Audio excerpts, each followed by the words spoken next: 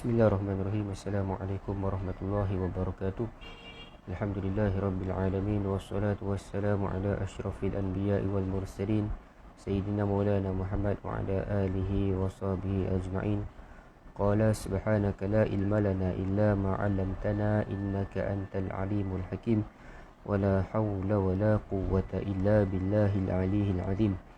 Allahumma shalli ala sayyidina Muhammad al-Fatihi lima ughliq wal khatimi lima sabaq nasiril haqqi bil haqq wal hadi ila siratikal mustaqim sallallahu alaihi wa ala alihi wa sahbihi haqqa qadrihi wa miqdarihil azim. Bismillahirabbil azim wa rasulil karim wal malaikatil muqarrabin. Assalatu wassalamu alayka ya sayyidi ya Rasulullah, khudh bi yadi qalat hilati adrikni. La ilaha illallah wahdahu la syarika lah, lahul mulku wa lahul hamdu wa huwa ala kulli syai'in qadir. Amma ba'd. Alhamdulillah, bersyukur kita kepada Allah Subhanahu wa taala kerana dapat menyambung kembali pembacaan kitab Syama'il Muhammadiyah susunan Imam Tirmizi rahimahullah taala.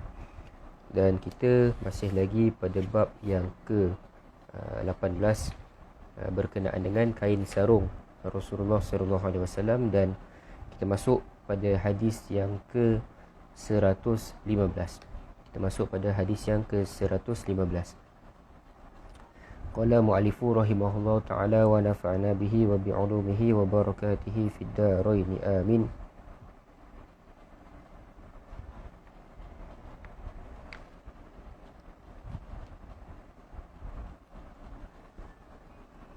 An Salamah bin Aqwa al-Aqwa radhiyallahu anhu qala kana Uthman bin Affan radhiyallahu anhu ya'taziru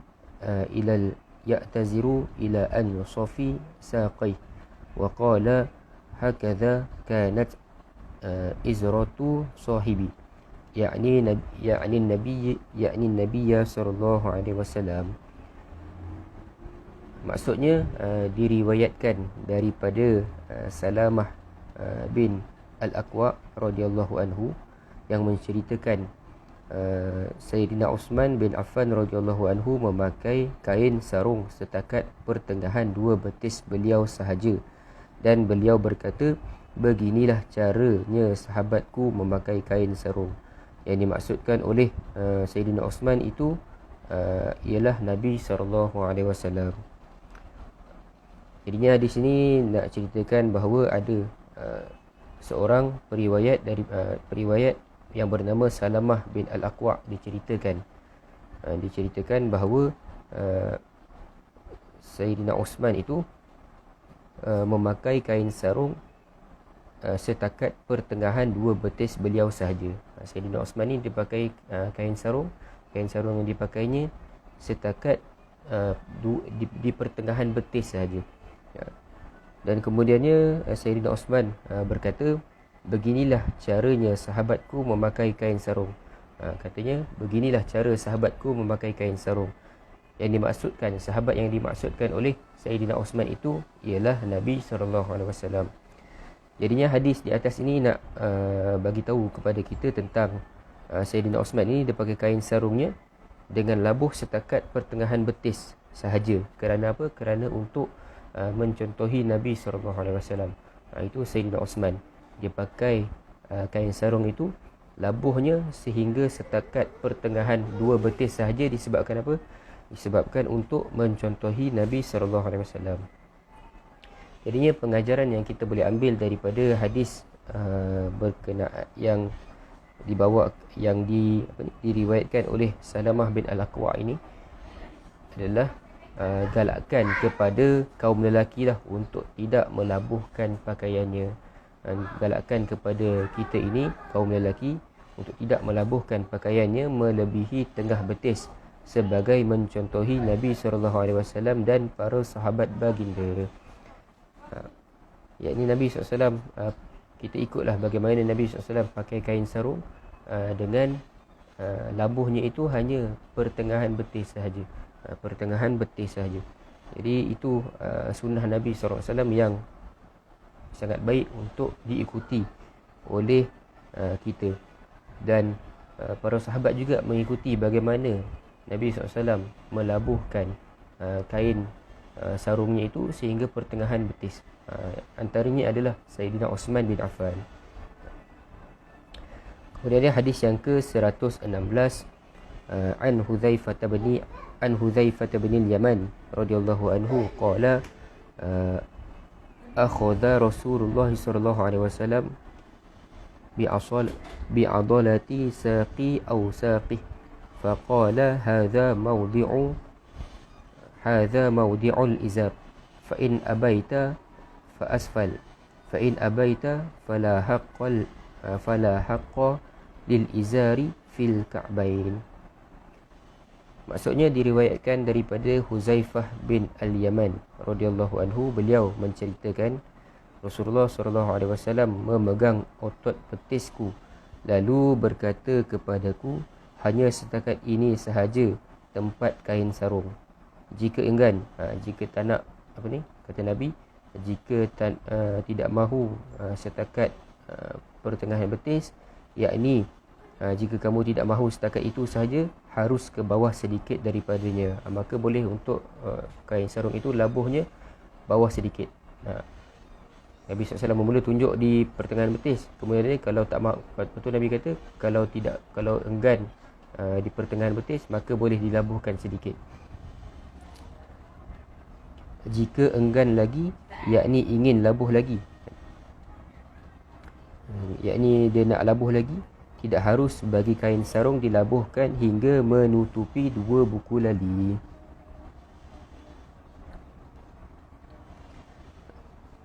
Jadinya hadis yang kita baru bacakan tadi itu, hadis yang ke-116 itu, Nabi SAW ini nak tunjukkan kepada kita ataupun nak ajarkan kepada kita, dan yang diajarkan dalam hadis ini adalah kepada seorang sahabat lah, tapi kita juga boleh ambil manfaat. Nabi SAW nak ajarkan kepada sahabatnya Hudzaifah al-Yaman setakat mana labuh kain sarung yang sepatutnya bagi seorang lelaki. Nabi bagi tahu, Nabi ajarkan kepada Hudzaifah al-Yamani labuh kain sarung itu setakat mana. Nabi ajar, iaitu di antara tengah betis hingga buku lali sahaja, dan tidak harus lebih bawah daripada buku lali. Nabi SAW bagi tahu kepada Hudzaifah al-Yamani, Nabi kata labuh kain atau labuh kain sarung itu hanyalah di pertengahan betis sehingga sehingga buku lali saja. Kalau lebih daripada buku lali, maka tidak harus dibuat, makruh hukumnya. Jadinya antara yang kita boleh ambil pengajaran daripada hadis ini adalah galakkan untuk tidak melabuhkan pakaian melebihi tengah betis. Jika tidak dapat melakukannya, boleh dilabuhkan hingga ke buku lali. Hingga ke buku lali boleh. Tidak harus dilabuhkan lagi hingga melebihi buku lali. Seperti mana Nabi SAW bersabda dalam hadis yang lain, ma asfala minal ka'bain minal izari fa finnar. Maksudnya bahagian di bawah buku lali daripada kain sarung adalah di dalam neraka. Hadis riwayat Al-Bukhari.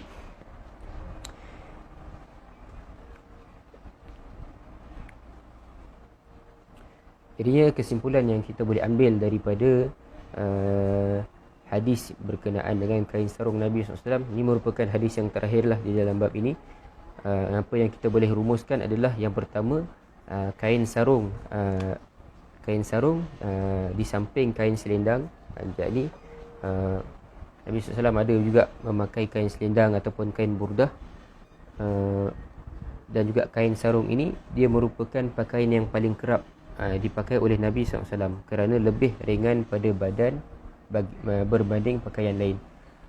Kain sarung juga merupakan pakaian yang sering dipakai oleh Nabi SAW di samping kain-kain selendang Nabi, yang kain-kain ridak ataupun kain selendang yang pernah Nabi pakai.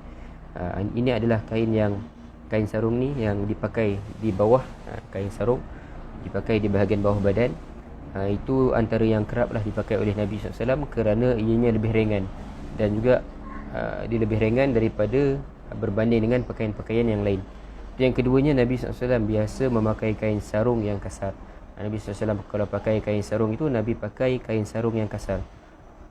Seperti mana yang disebutkan di dalam hadis yang sebelum-sebelum ni, ketika baginda Nabi SAW wafat, kain sarung yang ada pada tubuh baginda itu adalah daripada jenis kain yang kasar. Jenis kain yang kasar. Walaupun Nabi SAW ketika itu sakit dan ketika itu telah wafat, apa yang ada di badan Nabi SAW adalah pakaian yang jenis yang kasar, bukan pakaian yang lembut. Yang ketiganya, Nabi SAW ketika memakai kain sarung, baginda menjadikan labuhnya sekadar tengah betisnya sahaja. Nabi SAW kalau pakai kain sarung, labuh kain sarung itu hanyalah setakat tengah betis Nabi SAW sahaja. Baginda turut menggalakkan sahabat-sahabat baginda untuk melakukan perkara yang sama. Nabi juga bagi tahu kepada para sahabatnya untuk buat perkara yang sama lah. Dan kalau nak pakai kain, hanya di pertengahan betis. Ataupun kalau tak nak di pertengahan betis, boleh labuhkan sedikit. Kalau tak nak lagi bawah tu, boleh sehingga ke buku lali. Tapi kalau lebih daripada buku lali, itu dimakruhkan. Jika ingin dilabuhkan lagi, baginda hanya membenarkan setakat buku lali, tidak lebih daripada itu. Jadinya kita boleh bacalah sedikit berkenaan dengan dalam fiqh, dalam bab fiqh berkenaan dengan hukum isbal. Hukum isbal ini adalah isbal itu adalah melabuhkan pakaian, Jadinya menurut ulama, antaranya Imam An-Nawawi, melabuhkan pakaian dengan niat berbangga-bangga atau kemagahan, hukumnya adalah haram secara keseluruhannya, berdalilkan sabda Nabi SAW, la yanzurullahu ila man jarra thawbahu khuyala. Allah tidak memandang kepada orang yang melabuhkan pakaiannya kerana berbangga-bangga.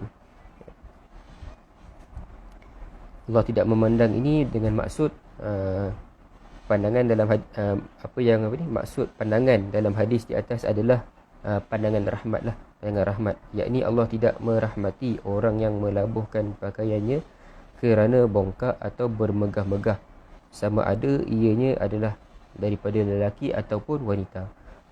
Allah tidak akan pandangnya dengan pandangan rahmat bagi orang yang melabuhkan pakaian dengan tujuan untuk kemagahan, berbangga-bangga dan sebagainya, untuk menunjuk-nunjuk dan sebagainya. Hukumnya adalah haram. Hukumnya adalah haram, dan juga Allah tidak akan pandang kita itu dengan pandangan rahmat. Adapun tanpa niat tersebut, hukumnya adalah seperti berikut. Adapun kalau kita ini melabuhkan pakaian tanpa ada niat nak megah, tanpa ada niat nak berbangga-bangga, dia ada beberapa hukum lah kalau tak ada niat tu. Yang pertama, jika dilabuhkan hingga buku lali sahaja, tidak lebih daripada itu, hukumnya adalah harus. Kalau kita ini labuhkan pakaian sehingga ke buku lali, hukumnya adalah harus. Jika dilabuhkan hingga melebihi buku lali, hukumnya adalah makruh. Kalau kita lebihkan pakaian itu melebihi buku lali, hukumnya adalah makruh. Paling baik adalah dengan mencontohi Nabi SAW, sebagaimana dalam hadis yang sebelum inilah kita bacakan, iaitu Nabi SAW memakai kain sarung ataupun pakaian hingga ke tengah betis sahaja, yakni tidak melabuhkannya hingga melepasi tengah betis. Nabi SAW kalau pakai kain sarung ataupun pakaian yang lain, labuh kain sarung itu hanyalah setakat pertengahan betis sahaja. Tidak pernah Nabi SAW labuhkan lebih daripada itu. Adapun bagi wanita, ini tadi tu hukumnya itu adalah khusus untuk lelaki. Tapi adapun bagi wanita, wajib memakai pakaian yang labuh hingga menutup keseluruhan auratnya, iaitu seluruh badan kecuali muka dan tapak tangan. Ini kalau bagi wanita, dia kena inilah, kain yang dia pakai itu kena labuh sehingga menutup keseluruhan auratnya. Yang bukan aurat hanyalah muka dan tapak tangan sahaja. Tapak tangan ni dalam dan juga di bahagian luar tapak tangan. Harus ia melabuhkan hingga melebihi buku lali, tetapi tidak lebih daripada sehasta.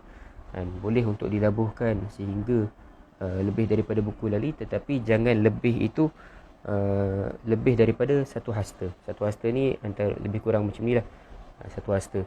Jadi labuh kain itu tidak boleh lebih sehasta daripada buku lali. Sebagaimana lelaki tidak harus juga bagi wanita melabuhkan pakaiannya dengan tujuan untuk berbangga-bangga ataupun untuk bermegah-megah. Jika ada tujuan tersebut, samalah hukumnya haram sebagaimana hukum bagi pakaian lelaki. Kerana ancaman Allah dalam hadis yang tadi itu, dia merangkumilah bagi lelaki dan perempuan.